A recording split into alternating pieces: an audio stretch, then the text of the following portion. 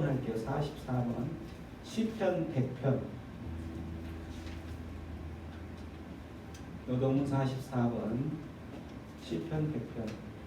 갓피플에서 찾으시는 거 아시죠? 다 찾으셨어요? 44번. 네. 네, 저와 함께 교독하고 예배를 시작하겠습니다. 교독문 44번 시편 100편 말씀. 온 땅이여 여호와께 즐거운 찬송을 부를지어다. 기쁨으로 여호와께 섬기며 노래하면서 그의 앞에 나아갈지어다.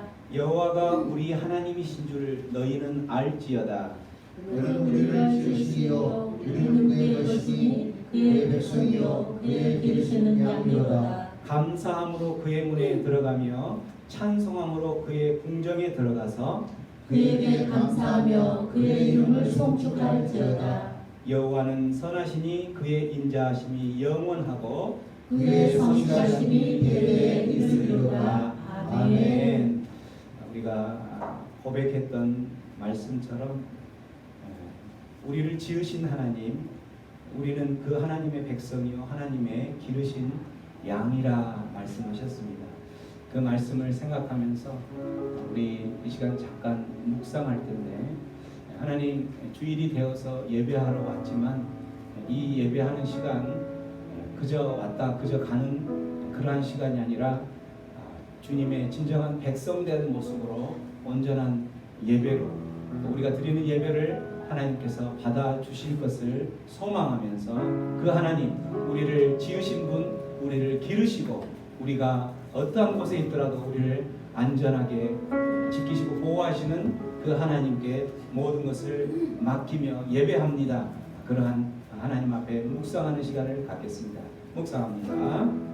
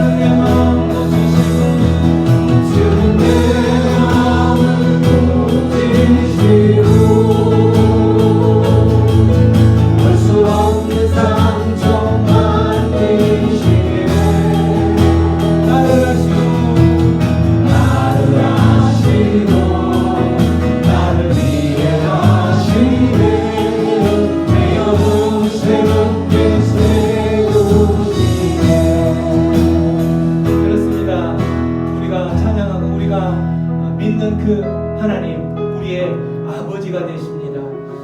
때로는 우리의 아버지가 우리가 살아오면서 육신의 아버지는 무서운 아버지, 육신의 아버지는 배신하는 아버지, 육신의 아버지는 나를 내팽개졌던 그런 아버지일지라도 우리가 믿는 그 하나님, 신실하신 그 하나님은 우리를 안으시고 우리의 아픔을 아시고 우리의 나아갈 바를 마땅히 아시는 그러한 하나님이라고, 그러한 아버지라고 우리가 이 찬양으로 고백했던 것처럼 우리가 믿는 그 하나님은 그러한 하나님인 줄 믿으시고, 우리 다시 한번 이 찬양할 때 하나님, 내가 그 하나님 그 아버지로 찬양하고 예배하고 또 믿고 따를 때에 하나님 내 삶 가운데, 내 인생길 가운데 주님이여 나를 도우시고 내 앞서서 주님 인도하여 주시옵소서. 그런 믿음의 고백으로 다시 한번 이 찬양하며 나가겠습니다.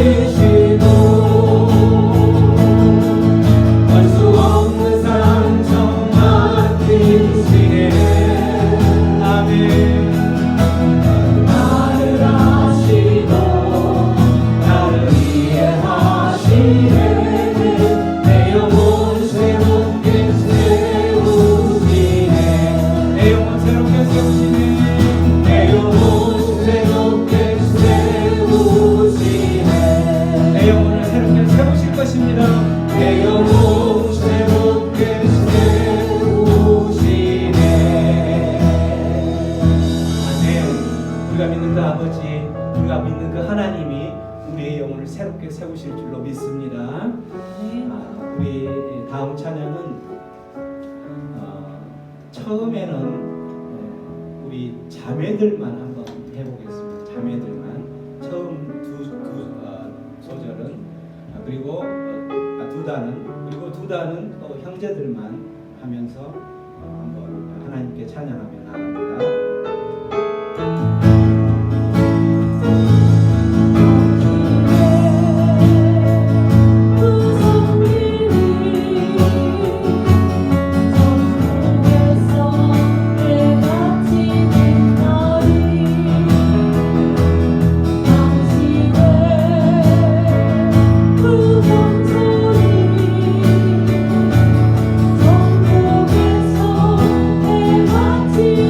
나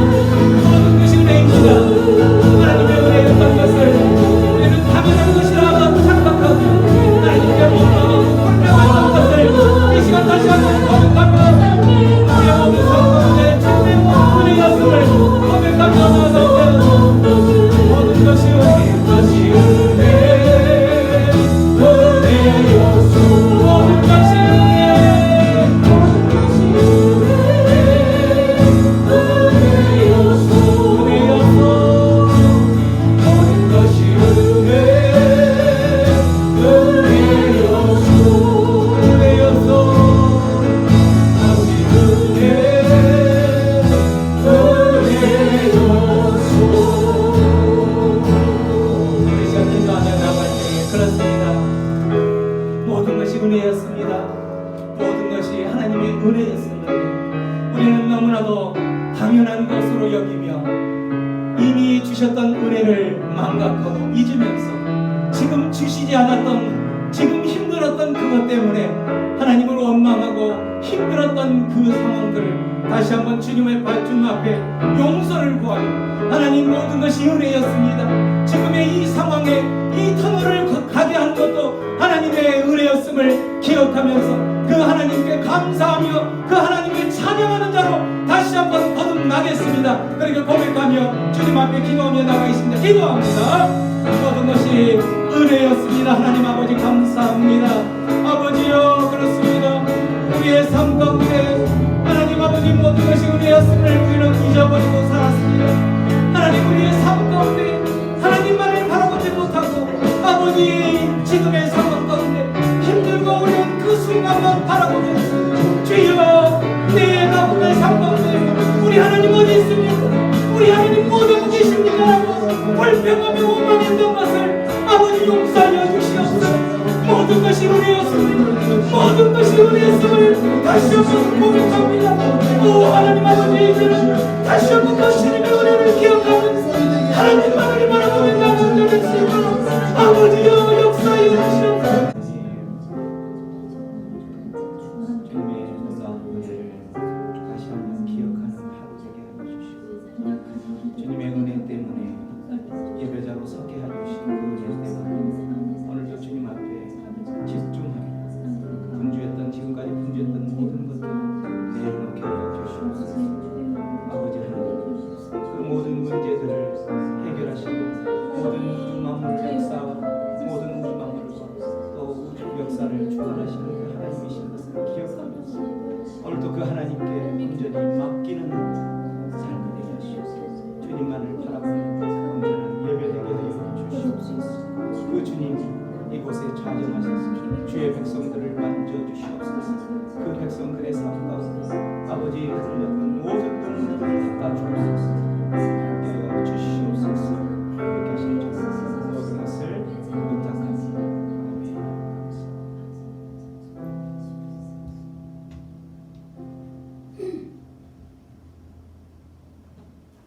온천하 만물이 익어가는 풍요의 계절, 이 모든 것을 허락하신 아버지께 경배와 찬양을 올려드립니다.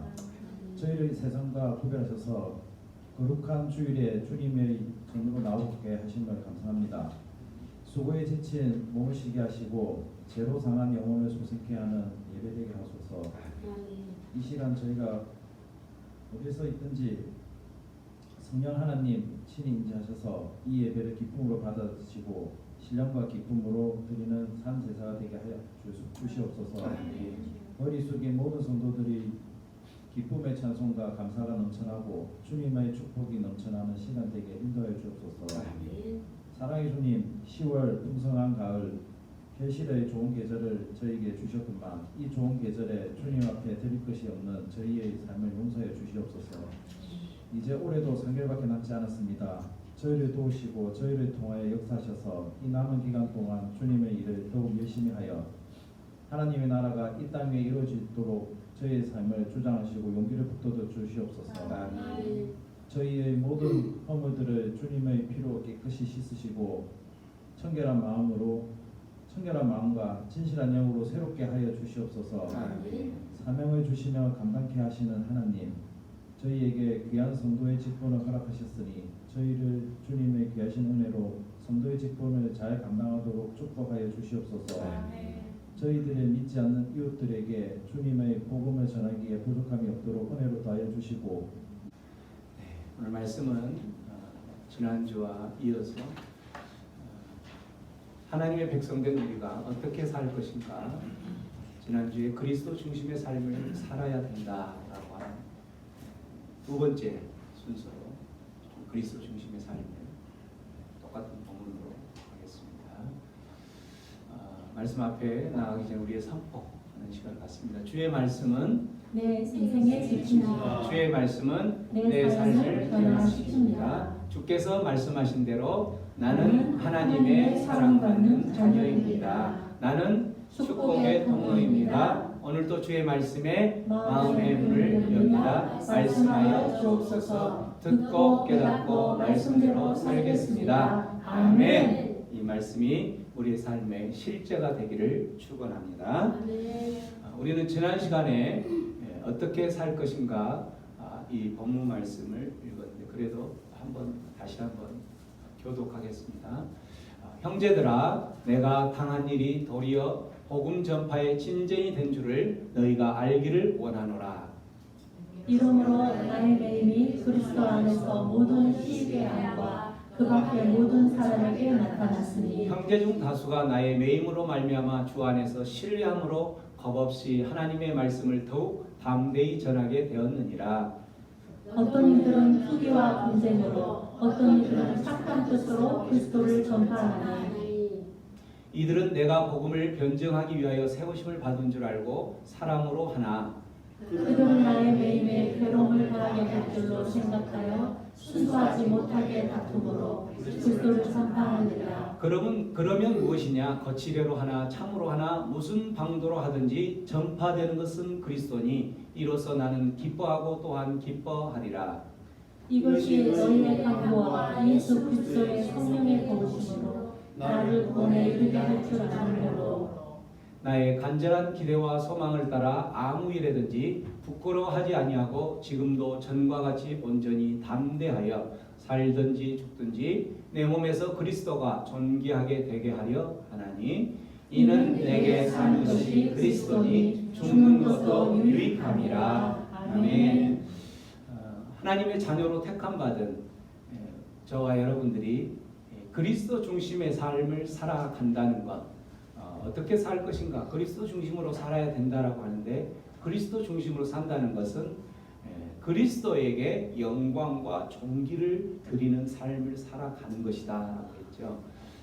그 첫 번째는 오직 우리가 가지고 있는 세상을 살아가면서 우리가 가지고 있는 세상 것으로 자랑하지 말라는 거죠.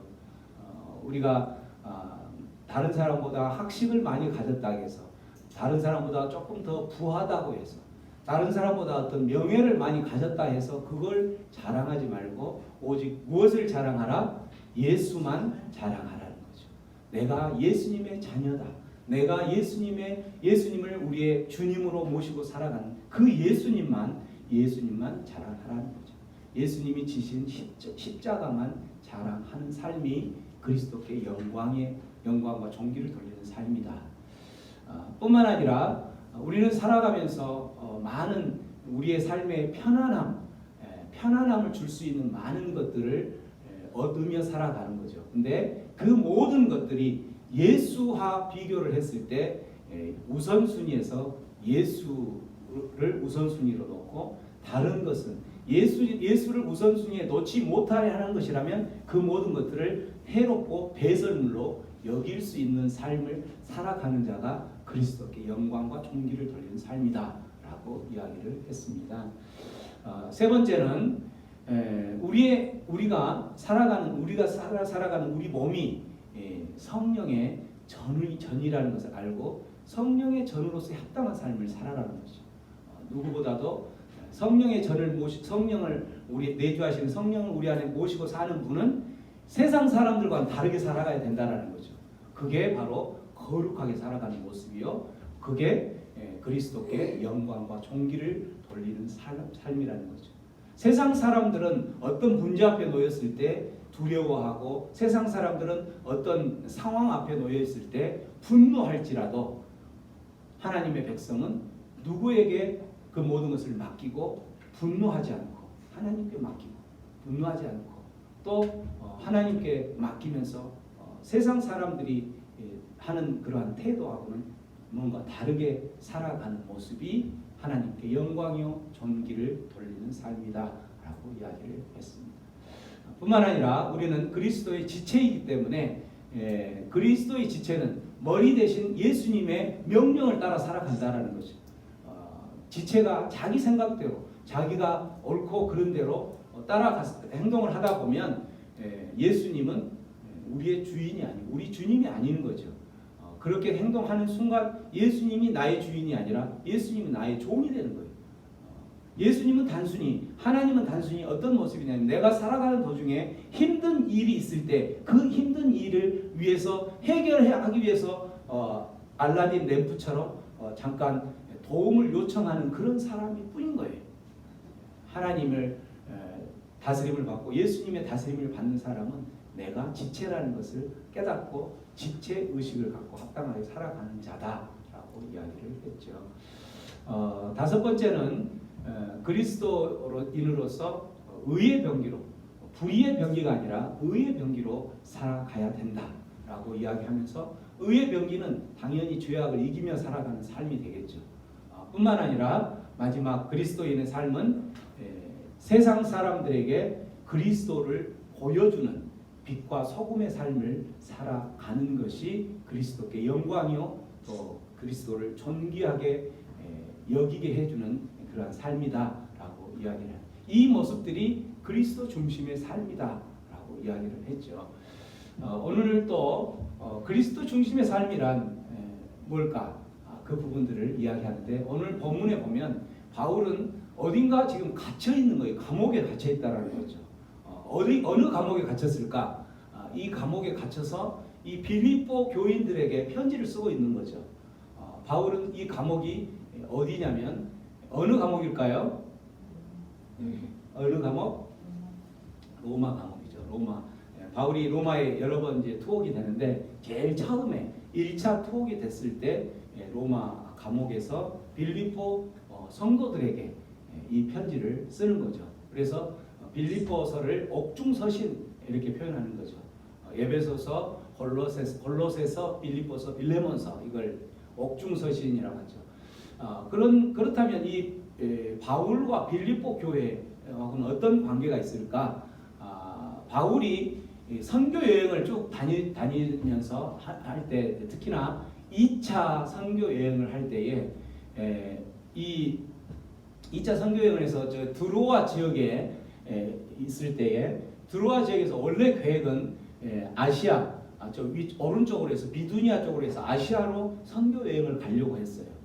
그랬는데 그때 환상 가운데 이걸 이제 드로아 환상이라고 그러죠. 이 환상 가운데 어떤 환상이 들리냐면 어떤 한 청년이 나타나서 마게도냐로 건너와서 우리를 도우시오. 마게도냐로 건너와서 우리를 도우시오. 라고 이야기를 그 환상을 보고 듣고 바울은 이거는 우리가 가려고 했던 우리 계획은 비두니아로 가는 계획이었는데 우리를 마게도냐 이쪽이 이제 유럽이죠. 유럽으로 하나님께서 선교 여행을 그 유럽에 있는 영혼들을 하나님께서 이렇게 세우시기 위해서 내 발걸음을 유럽으로 가게 하는 거구나 이렇게 확신을 하고 유럽으로 갔던 거죠. 그래서 그 유럽으로 가서 마게도니아 지역으로 가서 처음 세웠던 교회가 바로 빌립보 교회인 거예요. 그 빌립보 교회이기 때문에 빌립보에서 이제 처음 세웠던 교회이기 때문에 그곳에서 하나님의 인도하심을 받고 또 하나님의 그 첫 교회를 유럽에서 세웠던 그 교회이다 보니까 얼마나 애착이 가겠어요, 그죠? 뿐만 아니라 그 빌립보 교회인들에게는 내가 정말 하나님의 내 뜻대로 온 것이 아니라 하나님의 뜻대로 와서 너희 교회를 세웠던 그 사람이다라는 것을 보여줘야 되는데 지금 이 바울이 빌립보 교회에 편지를 쓰는데 어디에서 쓰고 있는 거예요? 감옥에서 쓴다는 거예요. 감옥에서 쓰면서 그 오늘 첫 말씀이 뭐라고 되어 있냐면은 형제들아 내가 당한 일, 이 내가 당한 일이 지금 감옥에 갇힌 일을 말하는 거죠. 내가 당한 일이 도리어 무엇한다? 복음 전파에 더 진전이 있다 이렇게 이야기를 하는 거예요. 복음 전파에 진전이 있다.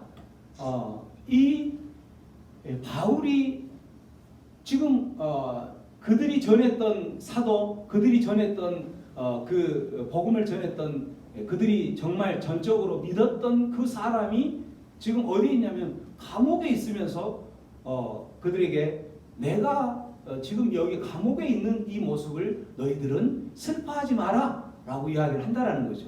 왜일까? 바로 바울은 어떤 생각으로 어떤 중심의 사상을 가지고 이런 생각을 했을까? 바울이 가진 생각은 내가 당한 이 로마 감옥에 갇혀 있는 이 모습이 하나님의 뜻이라는 거죠. 내가 바울이 로마에 가야 되겠다라는, 로마에 가서 하나님께서 너는 로마에 가서 복음을 전하게 될 것이다 라고 했는데, 바울은 어떤 모습으로 이 로마에 오게 되냐면 죄수의 몸으로 온다라는 거죠. 죄수의 몸으로 와서 지금 그 로마의 그 중심부에 이제 감옥에 갇혀서 그곳에서 로마 사람들을 만날 수 있는, 그 사람들을 이제 접할 수 있기 때문에 오히려 이 감옥에 갇혀 있는 이 모습을 통해서 하나님의 뜻을 내가 이룰 수 있다. 그래서 너희들은 이 내가 감옥에 갇혀 있는 이 모습으로 슬퍼하는 것이 아니라 오히려 복음의 진전이 있는 것이라는 것을 깨닫고 오히려 기도하고 기뻐해라. 이렇게 생각을 한다라는 거죠. 바울은 어떤 그 모습을 이제 이 메인 상황에서 어떤 생각으로 이런 일들을 한 거냐면, 아까 이야기한 대로 로마서 말씀에 보면 이 말씀이 있죠. 로마서 말씀 한번 읽어볼까요? 8장 시작. 우리가 알고니와 하나님을 사랑하는 자, 곧 외대로 부르심을 자들에게는 무엇을 행하여 선을 이루리라. 그렇죠. 우리가 너무 좋아하는 말씀이죠. 지금의 상황이 너무나 힘들고 어려울 때에 우리가 어떤 성도들에게 또 하나님을 믿는 사람들에게 위로의 주님의 말씀으로 위로할 때에 이 말씀을 많이 쓰죠. 자매야, 형제야, 지금의 이 상황은 분명히 하나님께서 이 상황을 통해서 하나님께서 계획하신 선한 일을 이루시기 위한 하나의 과정일 것이다. 그러니까 너무 낙심하지 말고 우리 함께 그 하나님, 그렇게 선한 일로 인도하실 하나님을 기대해 보자 라고 서로 권면하고 위로하잖아요. 그죠? 그랬던 것처럼 바울도 똑같은 그런 상황으로 이 하나님을 그렇게 생각했던 거예요. 내가 지금 감옥에 갇혔다면 감옥에 갇힌 때에는 하나님의 깊은 뜻이 있을 거라는 거죠. 이미 감옥에 갇히기 전에 죄송합니다. 그 배를 타고 로마로 가는 도중에 이미 하나님께서 말씀하셨어요. 배를 타고 로마로 가는 도중에 만난 광풍을 만나죠. 유라굴로라는 광풍을 만나죠. 그 광풍을 만나서 14일을 해와 달과 별을 보지 못하는 캄캄한 상황에서 이제 우리는 다 죽었구나 라고 할 때에 하나님이 나타나서 너는 로마에 가서 복음을 전하게 될 것이다. 여기서 죽으면 복음을 전할 수 없기 때문에 너는 로마에 가서 전하게 될 것이다. 그 말은 뭐예요? 하나님이 지켜주실 것이다. 로마에 가서 너는 살아서 하나님께서 지켜주시기 때문에 살아서 로마에 가서 복음을 전하는 것이 내 뜻이다. 하나님의 뜻이다. 라고 소리를 듣고 그 배에 같이 탔던 사람들에게 그 이야기를 하죠. 형제들이여, 밥을 먹으라. 우리는 죽지 않는다. 하나님께서 어젯밤에 하나님의 사자가 나타나서 나에게 이런 꿈의 말씀을 해주셨기 때문에 우리는 산다 라고 이야기하면서 먹고 했는데 결국은 그렇게 해서 로마까지 가게 되는 거죠. 그 하나님의 뜻을 알았기 때문에 로마 감옥에 갇혀 있는 모습 또한 하나님께서 이 모습을 통해서 어쨌든 로마에 가서 복음을 전하게 될 것인데 어떻게 전할 것인가? 감옥에 갇혔을 때, 감옥에 갇히다 보면 그 감옥을 갇힌 사람을 지키는 간수들이 있을 거고, 그 지키는 사람이 로마 병정이고, 그 사람에게 계속 하루 24시간을 그 사람을 보기 때문에 전할 수 있는 기회가 되는 거죠. 그래서 결국은 복음을 전하게 되었다. 그래서 13절에 보면 나의 매임이 그리스도 안에서 모든 시위대 안과 그 밖의 모든 사람에게 나타났다. 이 말은 나의 매임으로 인해서 하나님의 복음을 전할 수 있는 그러한 좋은 기회가 오히려 되었다라고 이야기하는 거죠. 그 시위대를 그 병사들의 모습을 통해서 이러한 모습을 통해서 사도 바울이 가지고 있는 그 생각, 하나님에 대한 믿음은 바로 뭐였냐면 나의 이 상황을 통해서도 하나님께서는 선한 일을 이루실 것이다 이렇게 생각했다라는 거죠. 이게 바로 그리스도 중심의 삶을 살아가는 모습인 거예요. 이 자체가 합력하여 선을 이루어진다는 믿음을 가지고 살아가는 삶. 이러한 모습을 살아가는 우리들도 마찬가지 이러한 모습으로 살아가야 된다. 우리들도 때로는 우리의 삶이 항상 꽃길이 아니라 때로는 감옥, 사도 바울처럼 감옥에 갇힐 때도 있다라는 거죠. 그럴 때에 그 감옥에 갇혀 있는 모습이 하나님의 뜻이라면, 하나님의 계획 중에 한 부분이라면 이 부분을 통해서 하나님의 그 영광과 존귀를 돌리는 삶의 열매를 맺게 한다면 우리는 기꺼이 그 삶을 견뎌내야 되겠죠. 왜? 이 삶이 영원하지 않기 때문에 이 일을 통해서 하나님께 영광과 존귀를 돌릴 수 있는 그러한 삶이 된다면 나는 그 하나님의 일하심을 믿고 그 믿음으로 이 삶을 견뎌내야 된다는 거죠. 이게 바로 어떤 삶이에요? 그리스도 중심의 삶이라는 거죠. 자, 그리스도 중심의 삶이란 어떤 삶인 거예요? 한번 읽어봅니다. 시작. 그리스도의 처지와 환경과 다르지 않고 모든 역사를 주관하시는 하나님을 바라보는 삶. 내가 하나님의 자녀라면 그리스도 중심의 삶을 살아간다면 그리스도께 영광과 존귀를 돌리는 삶을 살아가려면 나의 지금 처한 상황, 나의 지금 처한 환경 보지 말라는 거죠. 베드로가 예수님을 바라보고 물 위를 걸어오라고 할 때에 예수님만 바라보고 갔을 때는 그 베드로가 물 위를 걸어갔잖아요. 그런데 그 예수님만 바라보다가 그가 무엇을 볼 때에 물에 빠졌어요? 그 험한 파도가 이르는 그 바다를 보는 순간 그는 빠지게 된 거예요. 마찬가지 우리들도 하나님의 자녀라면 하나님께서 우리를 자녀로 택하셨다면 하나님의 계획이 있을 거예요.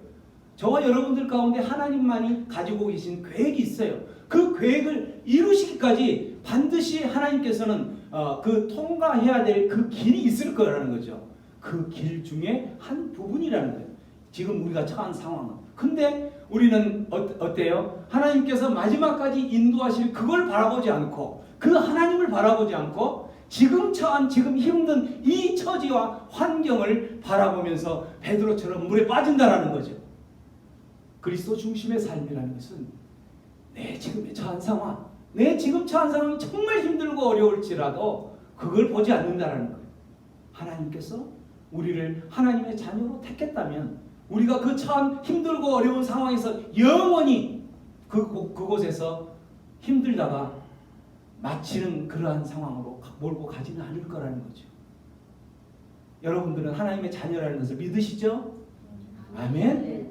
저와 여러분은 예수님께서 십자가에 못 박혀서 흘린 그 보혈의 공로로 우리는 하나님의 자녀가 되었던 거예요.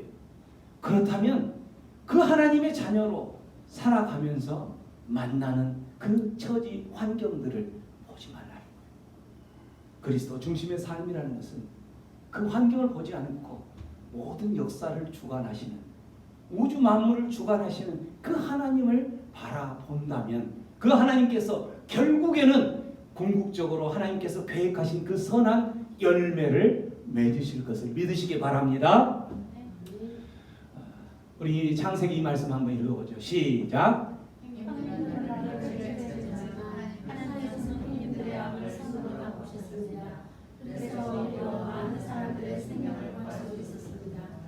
누가 고백한 말씀이죠? 요셉의 고백이에요. 요셉은 이 고백을 하기 전에 어떤 일이 벌어졌는지 우리가 잘 알죠. 몇 주 전에 우리가 말씀을 다뤘으니까. 요셉은 아버지의 채색 고물을 입고 정말 잘 나갔죠.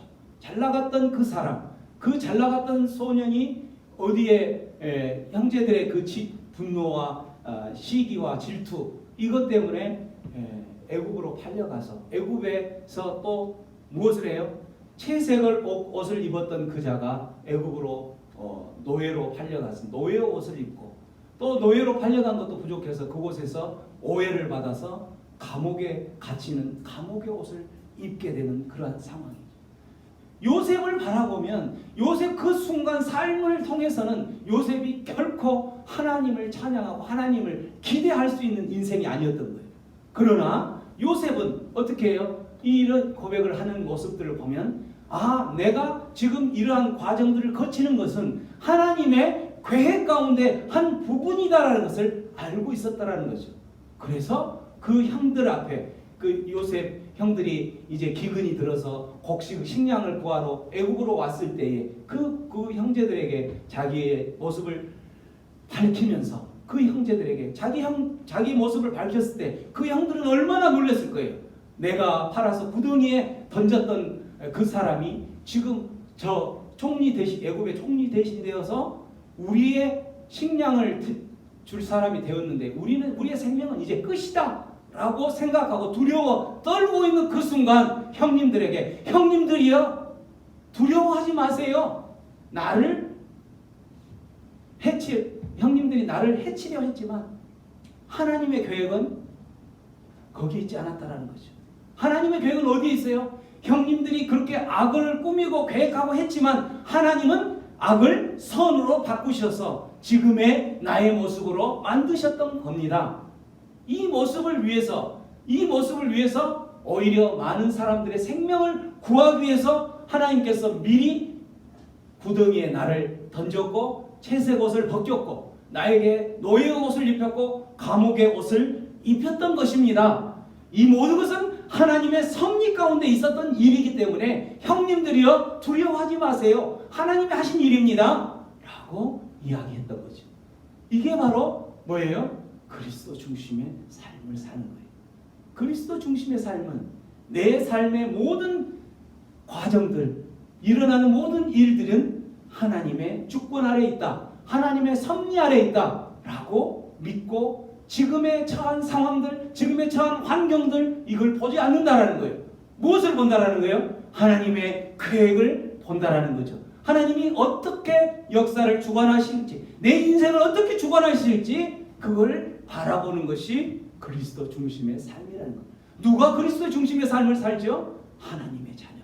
세상 사람들은 그리스도 중심의 삶을 살지 않죠. 세상 사람들은 어떤 삶을 살아요? 자기의 욕정에 맞는 삶을 사는 거예요. 자기의 욕심을 채우기 위해서 살아가고 자기의 명예를 채우기 위해서 자기의 성공을 채우기 위해서 살아가는 거죠.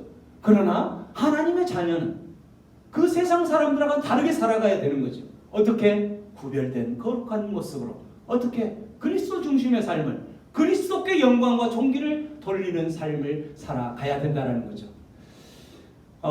구약에 보면 은혜를 입은 여호사밧, 징계를 받은 아합이 있죠. 우리는 그걸 잘 알고 있죠. 역대하의 모습에 보면 역대하 18장 31절 말씀 한번 읽어봅니다. 시작. 이가 이스라엘 왕이라 돌아서서 그와 싸움을 하며 여호사밧이 소리를 여호와께서 그를 도우시며 하나님이 그들을 강도시키사 그를 떠나가시니라. 지금 이 상황은 어떤 상황이냐면 남쪽 유다의 왕이 여호사밧 왕이고 북쪽 이스라엘의 왕이 아합 왕이었어요. 근데 북쪽 이스라엘 왕 중에서도 북쪽 이스라엘 왕들은 대부분 악한 왕이었는데 그 중에서도 아합 왕은 가장 악한 왕 중에 한 사람으로 꼽히는 거죠. 근데 그 아합 왕과 남쪽 여호사밧 왕과의 관계가 어떤 관계냐면 서로 사돈 관계가 되어버렸어요. 사돈 관계. 그렇게 사돈 관계가 됐을 때에 이제 여호사밧 왕이 아합 왕에게 잠깐 이렇게 나들이를 갔든지 갔을 때에 아합 왕이 여호사밧 왕에게 어떤 제안을 하냐면 저 길르앗 라못이라는 땅은 원래 우리 땅들이었는데 여호사밧 왕이요 저 땅을 그대로 두겠습니까? 그 땅을 우리가 차지해야 되지 않겠습니까? 라고 이야기하면서 전쟁을 함께 출동을 하자라고 제안을 하죠. 당연히 가겠다라고 여호사밧이 하죠. 여호사밧이 당연히 가야지. 내가 형제국에 그 땅을 빼앗는데 왜 안 갈 이유가 없겠지 않겠느냐라고 이야기를 하면서 가죠. 그렇게 갔을 때 이제 해서 전쟁이 일어나는데, 전쟁이 일어났을 때 북이스라엘이 이제 그 아합 왕을 아람 사람 이제 그 길앗 라못을 차지한 땅이 아람 사람이었는데, 아람 왕이 어떤 명령을 내리냐면, 이 지금 우리에게 싸움을 걸어온 북이스라엘의 아합 왕을 죽이는 것이 최고의 목표다. 그렇기 때문에 너희들은 잔챙이들, 일반 병사들 죽이려고 노력하지 말고 왕만 죽이면 끝이다. 전쟁에서 왕만 죽이면 끝이죠. 그래서 왕만 죽여라 라고 명령을 내렸던 거예요. 그것을 아합은 알았든지 아합이 여호사밧에게 뭐라고 이야기하냐면, 여호사밧 왕이여, 나는 그냥 일반 병사처럼 변장을 하고 갈 테니까 당신은 원래 왕의 모습대로 그렇게 전쟁터에 가시면 됩니다 라고 이야기하면서 출두를 했던 거죠. 그렇게 출두를 해서 보니까 이제 싸움에서 이렇게 병거의 지휘관들이 여호사밧을 보니까, 여호사밧은 지금 왕의 옷을 입었죠. 그러니까 이스라엘의 왕이다 하면서 그들이 명령을 받은 대로 그 왕을 죽이려고 하는 거예요. 여호사밧이 그때 소리를 질렀을 때에, 여기서 소리를 지를 때에 여호와께서 그를 도우시며 하나님이 그 병사들, 그 아람 왕의 병사들을 감동시켜서 여호사밧을 구했다라고 이야기하죠. 열왕기 상에 보면은 그냥 여호사밧이 소리를 지르매 그들이 그냥 떠나버렸더라 이렇게 이야기 나왔는데, 역대하에는 이렇게 나와요. 여호사밧이 소리를 지르니까, 이 소리를 어떻게 질렀겠어요? 여호사밧은 선한 왕 중에 한 사람이죠. 그래서 여호사밧 이렇게 소리를 지르면 어떤 소리냐면, 저와 여러분들이 하나님의 백성들이 힘들고 어려운 상황 가운데 지르는 소리와 똑같을 거예요. 어떤 상황일 거예요? 어떤 지금 상황에 바로 이제 우리의 생명을 노리는 그 상황에 딱 있을 때 여러분 어떻게 해요? 어떻게 해요? 어떻게 해요? 여러분 어떻게 합니까? 살려주세요죠. 살려주세요. 누구를 부르면서? 하나님 부르잖아요. 하나님 그 소리를 부르는 거예요. 여호사밧이. 아버지 하나님, 아버지 하나님, 하나님, 나를 지금 죽이려고 하고 있는 이 상황에서 나를 좀 살려주세요. 우리의 힘들고 어려운 상황에서, 정말 여러분들이 힘들고 어려울 때에 주여 하나님, 아버지 부르잖아요. 그 모습을 불렀던 거예요. 여호사밧이. 그렇게 불렀을 때에 하나님은 그 여호사밧을 내버려 두지 않아요. 하나님이 그들을 감동시켜서, 그들은 병사들을 죽이려고 하는, 여호사밧을 죽이려고 하는 병사를 감동시켜서 그들을 떠나가게 하는 거죠. 그러나 아합은 지금 왕의 옷으로 입지 않고 변장하고 일반 병사의 옷을 입은 왕이에요. 근데 그 입은 왕은 어떻게 되는지 역대하 18장 32절 보면, 자 한번 32절 34절까지 읽습니다. 시작. 병거의 지휘관들이 그가 이스라엘 왕이 하나님을 보고 추격을 주시고 돌아갔더라. 한 사람을 내주시고 화를 내며 이스라엘 왕의 갑옷 솔깃을 쏜지라. 왕이 그의 병거 모든 자에게 이르되, 내가 부상하였으니 내 손을 돌려 나를 진중에서 나가게 하였으나 이날의 전쟁이 맹렬하였으므로 이스라엘 왕이 병거에서 더욱 집행하며 저녁때까지 아람 사람을 막다가 해가 질 쯤에 죽었더라. 자, 이스라엘 왕, 여기는 아합이죠. 이스라엘 왕은 지금 병사의 옷으로 변장해서 그 싸움에서 있는데, 33절, 한 사람이 무심코 활을 당겼는데 이스라엘 왕의 갑옷 솔기에 맞게 되었다라는 거죠. 갑옷 솔기가 뭐죠, 여러분? 옷의 솔기라는 뜻을 알죠? 솔기가 뭐예요? 이음매. 이 옷은 통째로 된 게 아니라 여기 보면 옷이 이음매가 있죠. 이스라엘 왕이 갑옷 솔기, 이음매에 맞았다는 거예요. 이음매. 우리 갑옷을 보면은 통째로 지어진 게 아니라 각각의 이음매들이 있죠. 그 이음매, 이런 이음매에 맞았다라는 거죠. 이것은 어떤 모습이에요? 갑옷 솔개에 맞아서, 이음매에 맞아서 죽은 아합 왕은 정말 재수 없는 사람인 거예요. 그렇죠?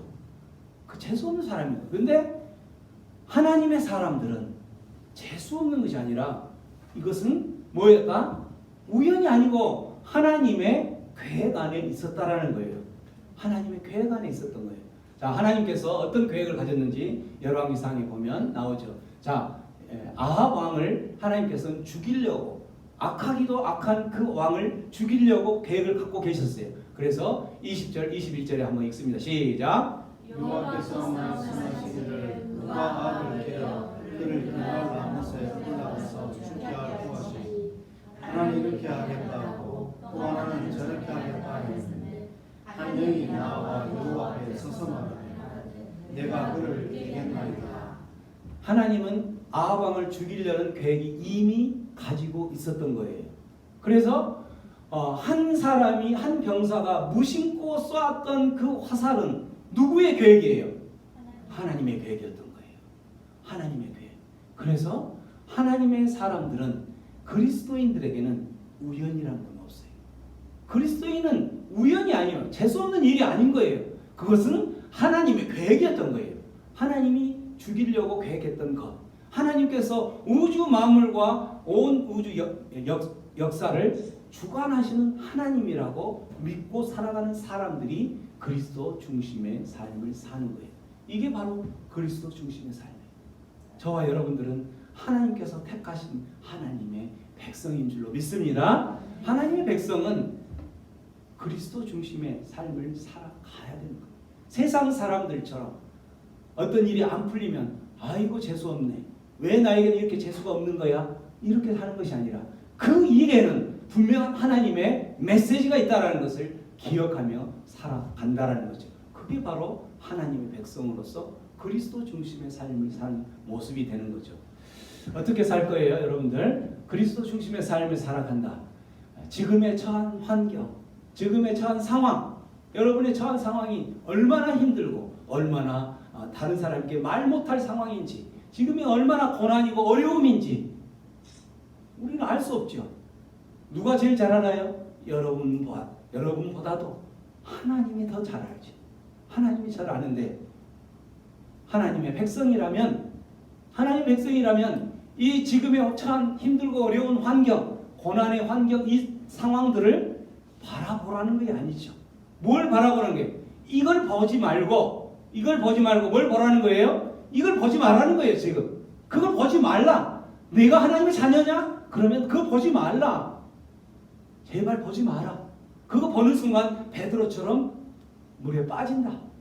오히려 믿음이 더 생기는 것이 아니라 너는 믿음이 떠나고 하나님의 자녀가 아니라 오히려 넘어진다라는 거죠. 이거 보지 말라는 거죠. 보지 말고 무엇을 보라는 거예요? 하나님만 보라. 하나님만. 무엇을 보라는 거죠? 자, 한번 큰 소리 읽어봅니다. 시작. 우주 만물을 주관하시고 모든 역사를 주관하시는 하나님만 바라보는 삶을 살아가라는 거죠. 이게 바로 저와 여러분들에게 요구하시는 하나님께서 그리스도 중심의 삶을 살아가는 삶인 거예요. 우리는 힘들고 어려운 환경과 상황이 처할 때마다, 어려운 고난에 처할 때마다 우리는 그 문제 앞에, 그 문제를 너무나도 묵상을 하죠. 그 문제 앞에 계속 실험하죠. 그 문제에 파고들어서 자기가 해결하지도 못하면서 그 문제를 해결하려고 묵상하고 또 묵상하면 할수록 무엇만 온다? 넘어짐만 온다는 거죠.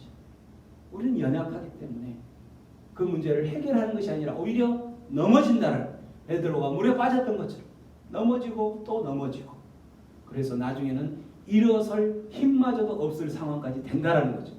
힘들고 어려운 상황이 될 때마다 여러분 앞으로 어디로 가라는 거예요? 하나님 앞으로 가라는 거죠. 저도 요 며칠 사이에 병원 어떤 문제 때문에 조금 힘든 상황이 있었어요. 힘들어요. 힘들면 나타나는 것 중에 하나가 아무것도 안 돼요. 힘들어요. 여러분, 저는 이제 운동을 테니스를 하는데 테니스가 얼마나 멘탈 게임이 있냐면 기분이 좋고 어떤 뭐 집안 일이든 병원 일이든 교회 일이든 어떤 문제 해결되지 않고 꼬이는 일이 있다. 그러면 그날은 테니스를 치러 가도 백전백패 안 돼요. 테니스가 안 돼. 왜냐하면 테니스를 치다가도 그게 생각나고 뭐 하다고 이렇게 생각나요. 안 되는 거예요.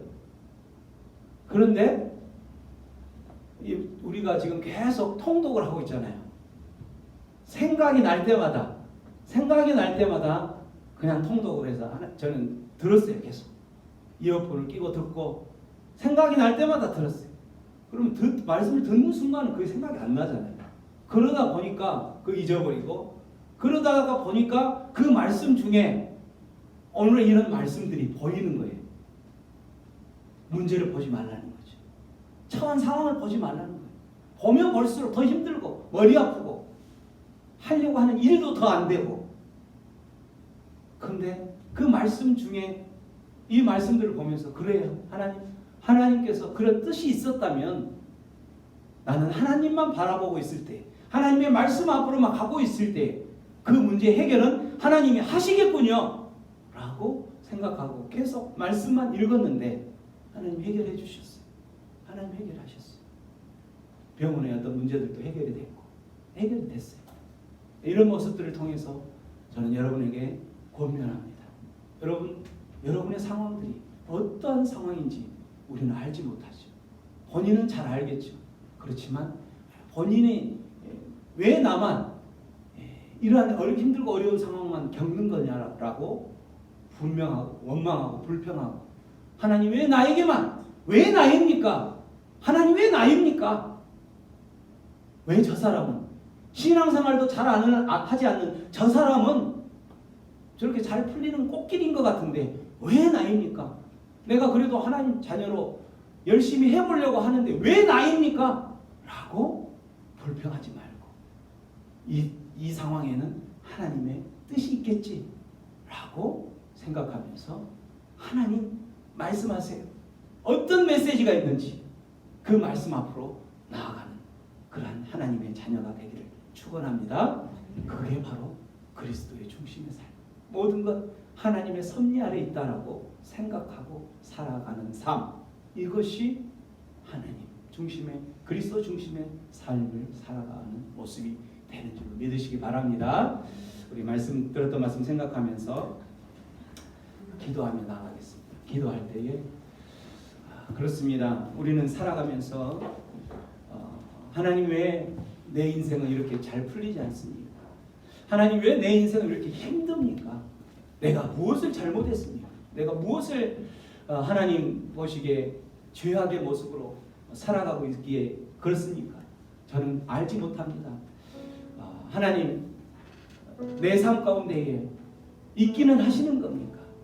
내 인생의 발걸음 가운데 하나님의 지키심과 보호하심이 정말 있기는 하시는 겁니까? 이렇게 불평하고 원망하는 것이 아니라 하나님 모든 역사를 주관하시고 우주 만물을 주관하시는 분은 여호와 하나님이십니다. 하나님을 사랑하는 자 곧 그 뜻대로 부르심을 받은 자에게는 모든 것이 합력하여 선을 이루실 거라는 것을 믿음으로 확신하는 믿음으로 받고 살면서 하나님 이 상황을 통해서 어떤 선한 열매를 이루시기 위해서 이 상황을 주셨습니까? 하나님께서 계획하셨다면 내가 이 상황을 견뎌내겠습니다. 그렇게 기도하시면서 하나님 이 상황들을 견뎌낼 수 있도록 힘을 주시고 능력을 주시고 아버지 급기야는 하나님께서 계획하신 그 선한 열매를 맺게 하여 주시옵소서. 내 인생에 그런 선한 열매를 맺게 하여 주시옵소서. 우리 주여 외쳐 부르며 기도하며 나가겠습니다. 기도합니다. 주여 하나님 아버지 그렇습니다. 하나님 우리의 삶 가운데에 하나님께서 모든 우주 만물을 역사하시고 주관하시는 하나님인 것을 기억합니다. 아버지 내 지금 처한 상황들 내 지금 처한 어려움들 모든 고난들 아버지 너무나 힘들고 어렵지만 하나님께서 계획하신 것이고 하나님께서 뜻하시는 것이라면 그 모든 것들 하나님께서 깨끗하게 지나가게 할 줄로 믿습니다. 주님 그런 믿음으로 살아가겠사오니 주여 힘주시고 능력 주시고 지혜를 허락하여 주시옵소서. 함께 하여 주시옵소서. 아버지여, 아버지의 은혜를 기억하게 하여 주시고 이미 베풀으신 하나님의 은혜를 기억하며 살아가는 자 될 수 있도록 주여 역사하여 주시옵소서. 함께하여 주시옵소서. 주님 함께하여 주시옵소서. 고마우신 하나님 아버지, 세상 살아가면서 우연히 일어난 일들은 없고 당연한 것은 아무것도 없음을 우리가 이 시간 다시 한번 고백합니다. 그 모든 것들 우주 만물을 주관하신 하나님께서 주관하고 계신 하나님의 섭리 아래 있음을 고백합니다. 하나님, 그러한 섭리 아래 있는 것이라면 지금의 잠깐 있는 그 고난과 잠깐 있는 그 아픔들, 힘들고 어려운 일들 견뎌낼 수 있도록 하나님 능력 주시고 힘 주시고 하나님 지혜를 허락하여 주시옵소서. 그렇게 하실 주님 앞에 우리의 인생을 모든 걸 맡깁니다. 우리의 인생 주님께서 주셨사오니 우리가 주님의 인도하심을 따라 살아가게 하여 주시옵소서. 감사하고 예수님의 이름으로 기도하옵나이다. 아멘.